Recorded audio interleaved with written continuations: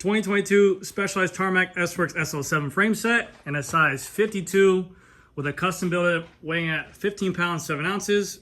And in kilos, we're right at 7.0 kilos.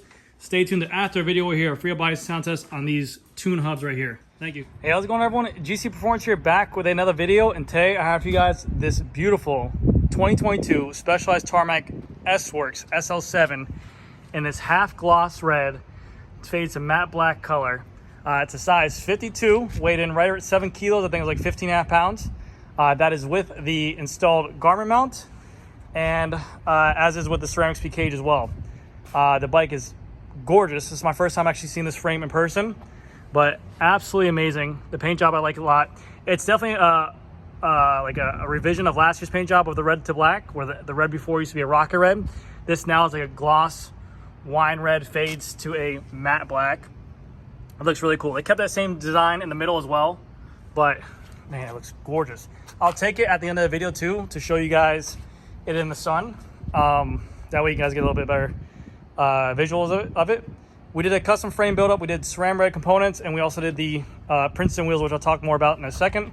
But without further ado, in the total build of everything, ceramic speed cage, those Princeton wheels, the wrap heat handlebar, everything came out to $14,000. So pretty much on par with what Specialized has for their bike, and these are a little bit more expensive wheels, so keep that in mind. I believe the Peak 4550s retail for $2,800. But without further ado, let's get into it. At the top of the bar, we have the new Specialized Revolve Wrap Heat handlebar. A little bit smaller, a little bit narrower. It definitely makes it a little bit easier while sprinting as well. You don't actually hit there on the drops. We have the covers as well for the brake hoses. Included with the bike comes on the S-Works Tarmac SL7 stem. You have the titanium bolts here as well, and also with the frame set, you do get the garment mounts included too, so we set it up for him already. The cables are ran in through the bar, underneath the stem right here, down to the spacers. Very easy. All these new frames do come with all the parts to do the recall on them as well, with the new steer tube extender and also the new bearing as well. The bar tape we chose to do on here is the Super Cas with the reverse wrap, so there's no bar tape showing. And then we have these Sram red shifter hoods. It's 12 speed in the rear, 2 in the front. It's a wireless shifter, so the only thing running here is just one brake hose here, one brake hose here. Going down to the fork, we have the white Specialized logo there, the Specialized logo on the side of the fork as well. And the wheels the customer chose to do are the Princeton Peak 4550 wheels, 45 millimeters at this depth right here, 50 millimeters right here at this depth, coming with tune hubs and bladed spokes. Very lightweight wheels. These are the same wheels that Team Ineos is riding in the Tour de France, Caravaz, some other guys. I completely just drawing a blank on there. But they are the same wheels that Team Ineos is riding for that ride. So I think they look really good on it. I'm a fan of the actual sawtooth looking blade on there. They look really good. Also, the tires we have on here are the new Grand Prix 5000 STRs. These rims are tubeless ready, the tires are tubeless ready, but we have tubes in there right now. We could always go to that later on in the future. The rotors are a 160 millimeter rotor in the front, and then we have the Sram flat mount disc brake caliper on the side. You can see here a little bit better. You have the gloss red to the white, fading to the matte black. We have a regular standard Sram dub bottom bracket with the Sram red crank arm. Going to the side, we have 2 water bottle bolt cages right here.